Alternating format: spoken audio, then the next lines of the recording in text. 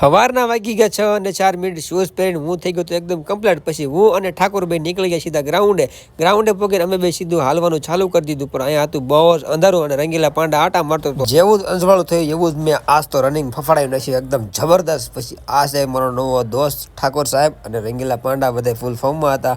પછી મેં મારા પુશઅપ મારતા પછી માર્યા હનુમાન દંડ મારીને કસરત થઈ ગઈ પૂરી અને નીકળી જાય નિરાળી લઈને સીધા ઘરે આવીને ઠંડા પાણી નાઈને થઈ ગયું એકદમ કમ્પ્લીટ. ત્યાં તો આવી જાવ આપણો નાસ્તો કરીને હું અને ઠાકોર સાહેબ બે નીકળી જાય પાછા કારખાના તરફ પહોંચી જાવ. કારખાને અને આ રહી મારી ઘંટી એકદમ ખાલી ખામ અને મારો દોસ્ત સવારમાં દાંત કાઢતા પટ મારતો. કોના ખબર કોના વિચારમાં હોય. પણ મારે ઠાકોર ને હીરા તો નતા. જેવા જ મારી હાથમાં હીરા આવ્યા એમ જ મેં હીરાની ડમરી કાઢ નાખી. હરણના ધુમાડા કાઢી નાખ્યા, કટોરું બાળ નાખ્યું, હાથ પગ બાળ નાખ્યા. એટલા હીરા કહે ને કે હરણ પણ કપાઈ ગયો. તો હું અને ઠાકોર ભાઈ નીકળી જાય હરણ નાખવા માટે. પછી નીકળી જાય ઘર બાજુ. પણ રસ્તામાં દેખાણી પાણીપુરી તો ખાવાનું બહુ જ મન થઈ ગયું. એકદમ ગળા સુધી પાણીપુરી ખાઈને આવી જાવ ઘરે આવીને જોયું તો ભાભી જમીન થઈ ગયા કમ્પ્લીટ. મેં પણ પછી જમી લીધું. આજ તો પ્રિયાંશીએ જોઈ લીધું પુષ્પા. તો પુષ્પાની એક્ટિંગ કરવા મળી. આવડા છોકરાને છે નહીં ખબર પડતી પુષ્પા. તો હવે થઈ ગયો છે હોવાનો ટાઈમ. તો આજનો મિની બ્લોગ અહીંયા પૂરો. મળ્યું કાલે એક નવા વિડીયો સાથે. ચાલો બાય.